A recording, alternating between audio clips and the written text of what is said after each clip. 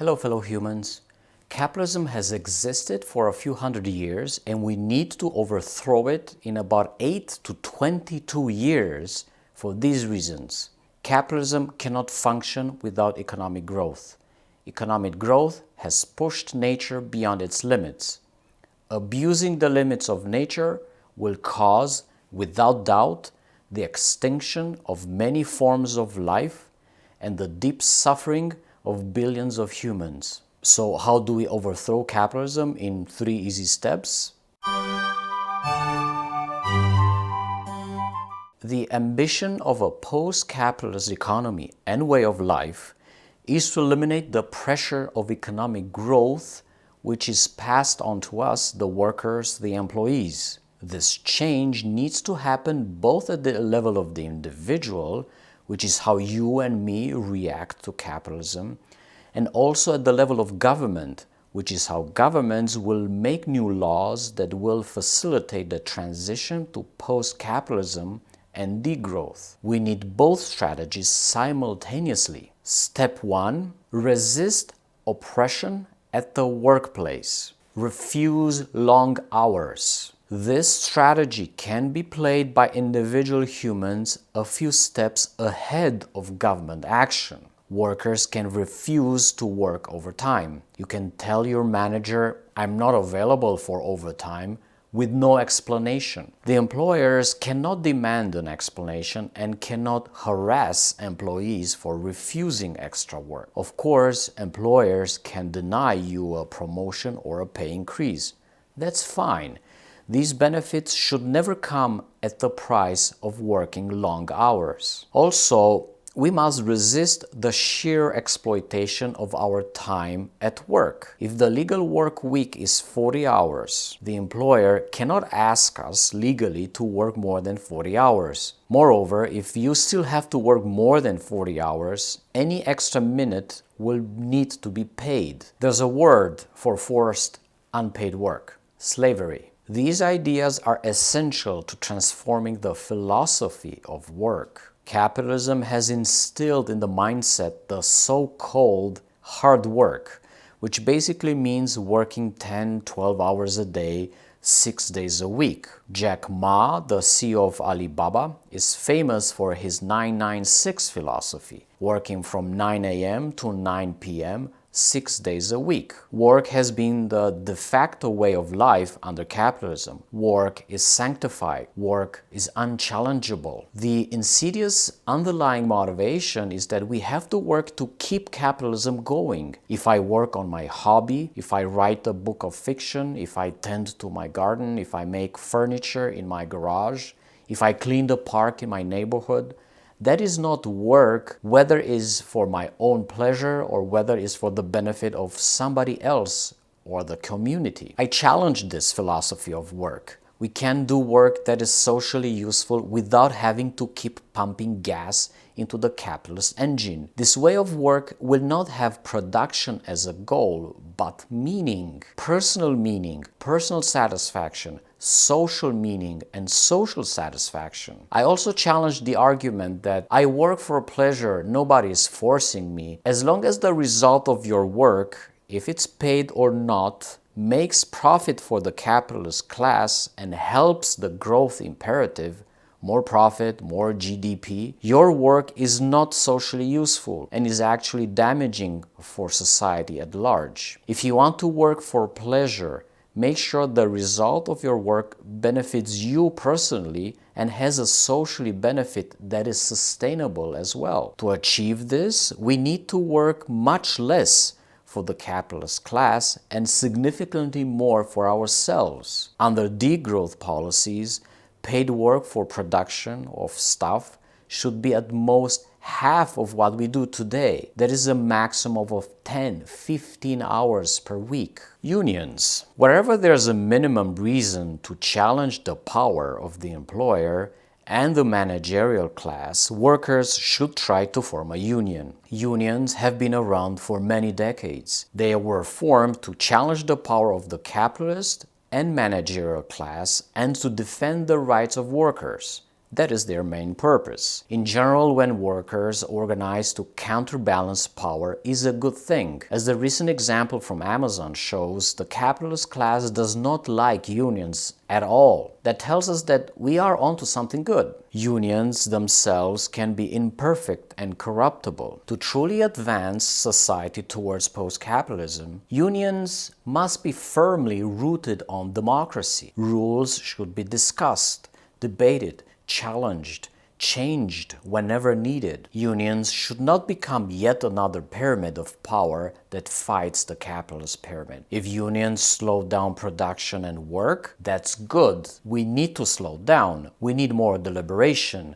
We need to carefully decide what we produce, why we produce, and how we produce. That takes time. Thoughtful decision-making with such high stakes, such as the survival of humans on Earth, is urgent and must start now. Decent work, post-work. To escape the gloom of bullshit jobs, what we can do now is more work sharing, more autonomy, and more work redistribution. Timothy Parikh has suggested a not too serious typology to give us an idea what kind of jobs exist under capitalism. Decent jobs are both socially useful and ecologically sustainable. Solar panel engineer. Green jobs are ecologically sustainable but socially problematic. For example, waste picking, recycling electronics, working in biofuel plantations. Brown jobs are socially useful but ecologically unsustainable. For example, flight attendants. Indecent jobs are neither socially useful nor ecologically sustainable. For example, high-speed trading intern programmer, cleaner of a Chanel's front window. Automation is not a bad thing if it helps remove the lousy jobs nobody wants to do. Displaced workers should immediately have access to basic income and job guarantees. I do stress the fact that basic incomes and job guarantees do not exclude each other, but on the contrary, they should complement each other. What you can do is avoid bullshit jobs as much as possible. Students do not work at McDonald's, Starbucks, or in retail chain stores. These would need to disappear. And children do not take minimum wage jobs. Children need to play and learn, not work, and never earn money to consume or even save. If you need to get a second or third job to live, it means you are exploited by the system. Join a union first, seek support, fight really hard before you take more work. More work will keep you enslaved and will keep capitalism growing. Democracy at work. Unions must be democratic by definition, but workplaces in general should be democratic too. Under capitalism, they are not. Managers, executives, and owners of shares do not ask workers what the company should produce, why, and who gets the profits. If Elon Musk ends up owning 100% of Twitter, he will do whatever he pleases. He could make Twitter pink, remove emojis, or have tweets only made from emojis. Even Meta Inc. is a de facto Zuckerberg dictatorship. This is not freedom. This is not free market. This is domination. This is crushing billions of human souls under the boot of one person. What workers can do besides unionizing? Challenge decisions whenever possible. Convert managers to a mindset of democracy, or leave the corporation and start a new worker cooperative based on democratic principles and participation. Under the degrowth movement, all corporations ought to be owned collectively by their workers at the least. End of story. Step 2. Have a frugal lifestyle. In step 1, individual action can reach a tipping point and will force governments to react if enough people did the same things. In this step, the responsibility falls completely on individuals. Not all of us need to run into the forest like Thoreau, build a cabin near a lake and live from fishing and picking mushrooms. It is not feasible for almost 8 billion people in 2022. Frugality is a way of life and a way of thinking that does not require social status based on things and luxury. Some argue humans need to feel recognized in some sort of a social hierarchy. That gives their life purpose. If humans cannot get those things, big house, big car, big TV, many new gadgets, they feel social anxiety. I think this is both a strong and a weak story. It is strong because it was manufactured by capitalism that needs perpetual consumption to grow. And it is weak because it can be undone and transformed into different values that do not need materialism to satisfy the emotional needs of humans. If humans absolutely need to climb a hierarchy, let it be so. However, let it be a hierarchy of knowledge, imagination, character, curiosity, but never a hierarchy of possessions. Like in Star Trek, humans work for exploration, not for a bigger lawn, a bigger jacuzzi, or a bigger jet plane. Frugality has several dimensions. We can live to be happy, to play, to connect with other humans. Hello, extroverts. To write poetry or music in solitude. Hello, introverts. To look at stars. Hello, astronomers. To watch movies. Hello, cinephile. To swim in lakes. Hello, lake swimmers. To try new recipes. Hello, foodies. And remember agroecology. To read even more books or wax even more organic carrots. We can establish Buen Vivir and Ubuntu, both the lifestyle and the Linux version, in cities too. Who says we need big shopping malls? Who says we need endless chain stores? Who says we need those big mansions? We can convert all of them into something that Earth can digest and something that makes us fundamentally more satisfied with life. The delusion of shopping can be replaced with the effusion of clapping. Step 3. Join a group of resistance. This is where the role of government comes first. This is where clashes need to happen, but I do not mean violence. Truckers blocking highways and cities are a clash with the government.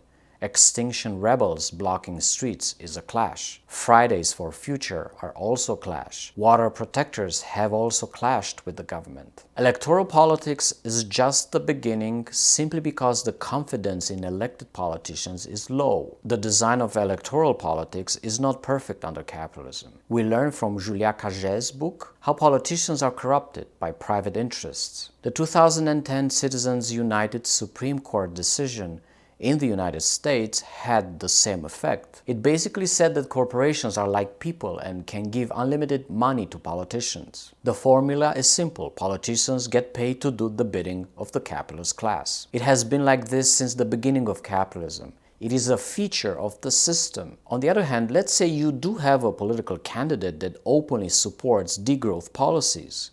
He or she or they want to overthrow capitalism. Great! You vote the person, gets into office, makes noise in parliament or the government, heck, even becomes president or governor. Is that the end of the story?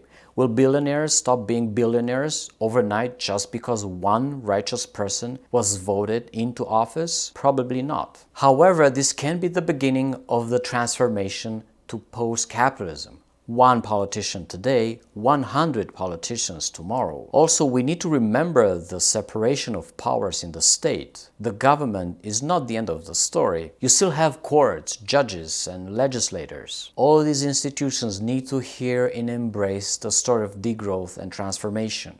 They all need to get the degrowth memo as soon as possible. This is why activism needs to happen all the time, not just during elections. The crowds around people, not profit, need to grow. The sea of people is made of individuals like you. This can be a great occupation if you can participate. In conclusion, once all these 3 steps are practiced, we will see the end of capitalism by 2050. I promise it is possible. Remember how long it took for communism in Eastern Europe to be dismantled. Did you see it coming before Mikhail Gorbachev came to power and enacted perestroika and glasnost? Did you see Putin invading Ukraine 3 or 5 months ago? Anything is possible, including a much better future. Thank you for watching. Until next week, be brave and get ready. Click here to watch this video or here to watch this video to learn more.